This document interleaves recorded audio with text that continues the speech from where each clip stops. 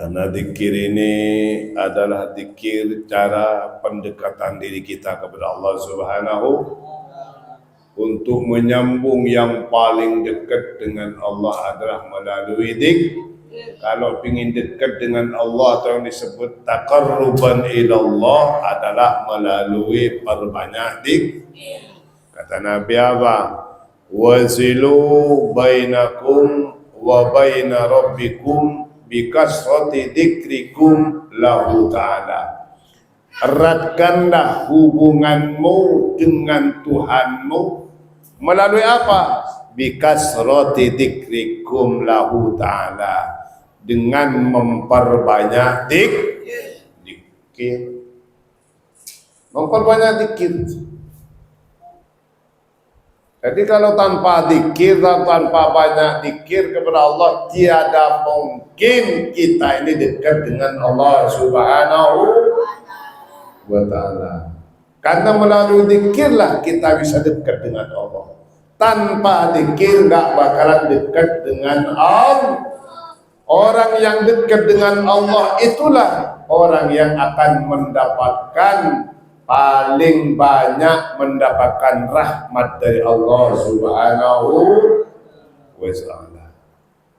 Ingin rahmat dari Allah, jauh dari zikir. Ingin rahmat dari Allah, habis sholat langsung kabur. Apalagi sholat Jumat, Assalamualaikum, Assalamualaikum, enggak beraudensi dulu dengan Allah, enggak bercakap-cakap dulu dengan Allah. Bahkan kalau orang zikir sedikit saja, dikhawatirkan orang itu adalah menjadi orang munafik. Sehingga Allah Ta'ala mengatakan, as-salat bila wirid kal kirid. Salat tanpa wirid laksanamu monyet. Itu. Gimana monyet? Nah, melompat sana, melompat sini. Mana pernah duduk dengan khusyuk? Mana pernah duduk dengan tenang? Kalau sholat tanpa wirid itu monyet. Laksanamu as-salat bila wirid kal kirid. Sholat tanpa wirid, tanpa zikir dulu, kal kirid itu adalah laksanamu monyet. Sehingga orang sholat, walaupun sholat kalau nggak wirid dengan Allah, ya minimal baca astagfirullah, astagfirullah, baca tahlil, tahmid, tasbih, la rabbi malana subhanallah subhanallah subhanallah. Kalau nggak bisa 33, baca 10 kali alhamdulillah alhamdulillah alhamdulillah alhamdulillah.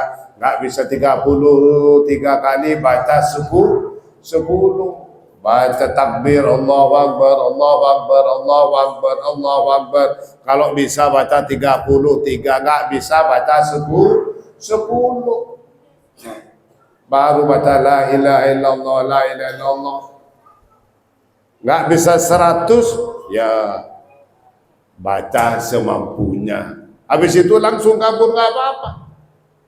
Yang penting zikir dulu kepada Allah Subhanahu wa ta'ala. Apalagi zikir dilakukan oleh putra putri, masya Allah, yang mendapatkan pahalanya semuanya dapat. Orang tuanya dapat, anaknya juga dapat. Itu. Bahkan kalau anak melakukan zikir, melakukan ibadah, melakukan berbagai macam kebaikan dan kebajikan, anaknya mendapatkan pahala 10, ibunya, bapaknya mendapatkan 20. Itulah untungnya, bahagianya mempunyai anak yang soleh. Apa kata Nabi?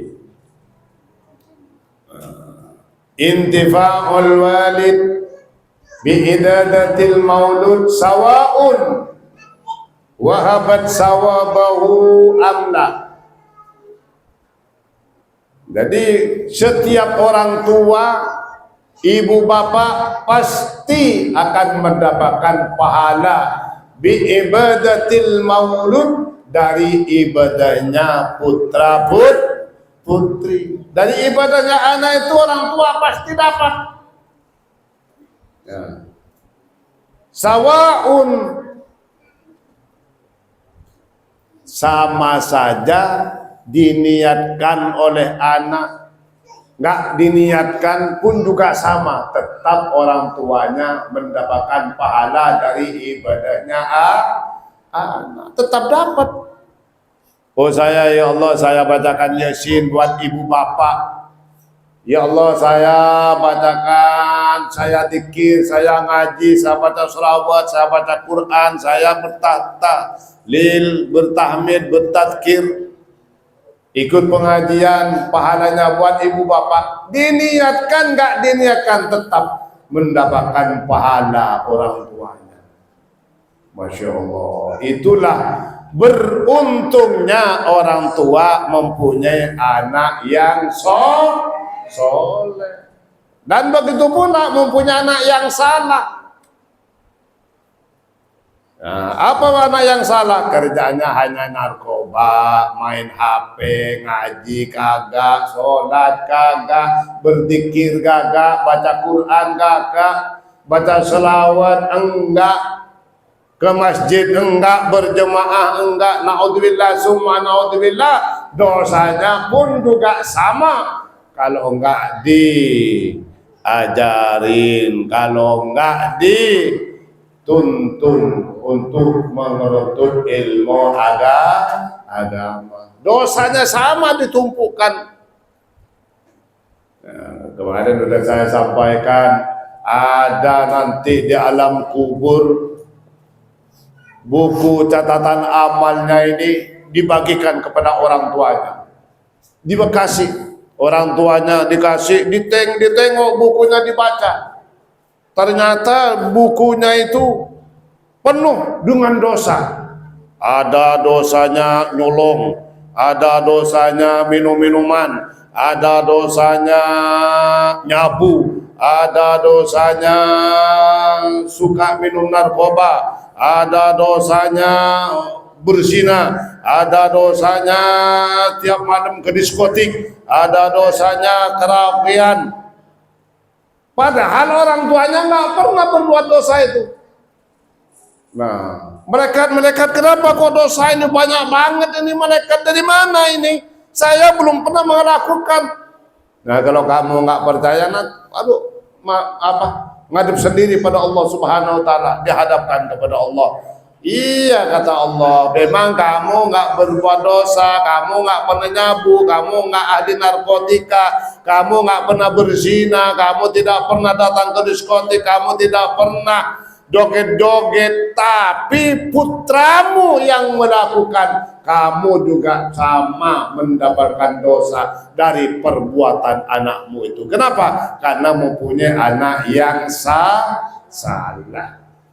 Masya Allah. Kalau mempunyai anak yang soleh, nih kayak Dwi ikut pengajian, itu ibunya, bapaknya lagi tiduran di rumah itu mendapatkan pahala. Semua anak-anak kita ini yang melakukan berbagai macam amal ibadah, orang tuanya mendapatkan 20, orang anaknya dapat 10.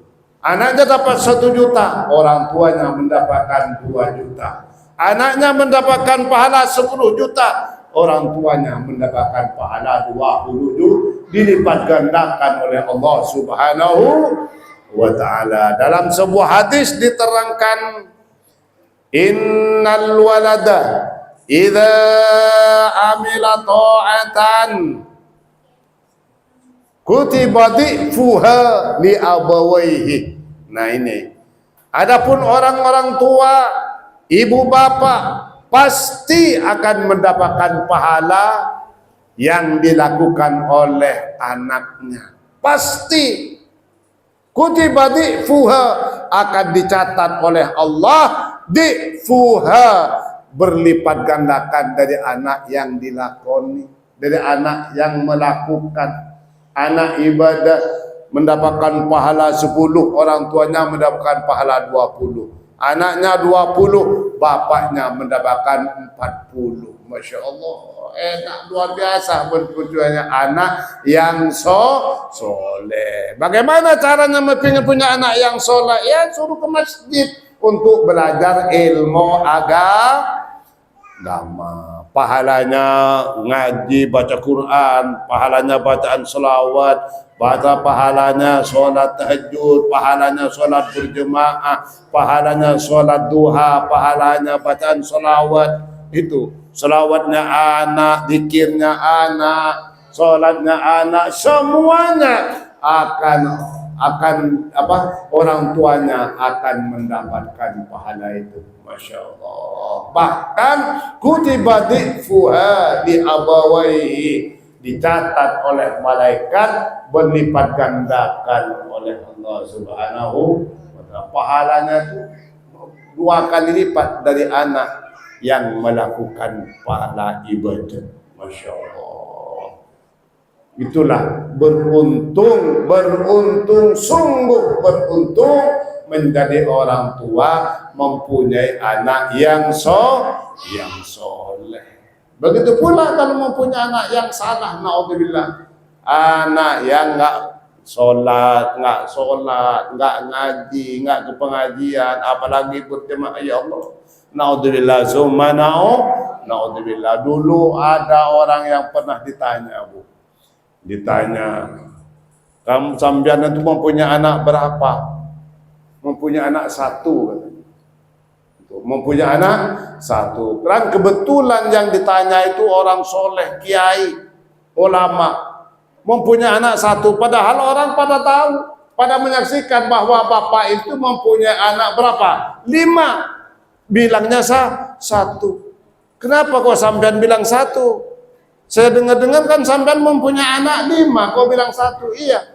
Yang 4 itu dari anak yang salah. Nggak pernah sholat, nggak pernah ngaji, nggak pernah ke pengajian, kerjanya hanya narkoba, kerjanya hanya nyabu, kerjanya hanya minum-minuman, kerjanya hanya pacaran, kerjanya hanya bermaksiat. Tapi cuma yang 1 yang selalu datang ke Masjid Jami' Al-Hadi, belajar Al-Quran dan ikut pengajian setiap hari Sabtu. Masya Allah. Cuma 1 yang mempunyai anak yang jadi andalan nanti di alamku, yang menyelamatkan ibu bapaknya di alam kubur. Masya Allah. Jadi anak yang 4 itu nggak dihitung anak. Kenapa? Karena menjadi anak yang tidak soleh. Contoh, dulu yang namanya Nabi Nuh. Nabi Nuh ini mengadu pada Allah. Ya Allah, tadinya engkau berjanji akan menyelamatkan semua keluargaku min ahli. Kenapa kok anakku ini engkau selamatkan, tidak kau lindungi, ya Allah, sehingga anakku kelelep di puncak gunung Ararat, mati kebanjiran. Kenapa enggak kau selamatkan? Katanya kau selamatkan. Iya, no. Saya kan udah berjanji sudah nyelamatin semua ahli-ahlimu, keluargamu, umatmu yang berada dalam perahu. Udah aku selamatkan semua keluargamu.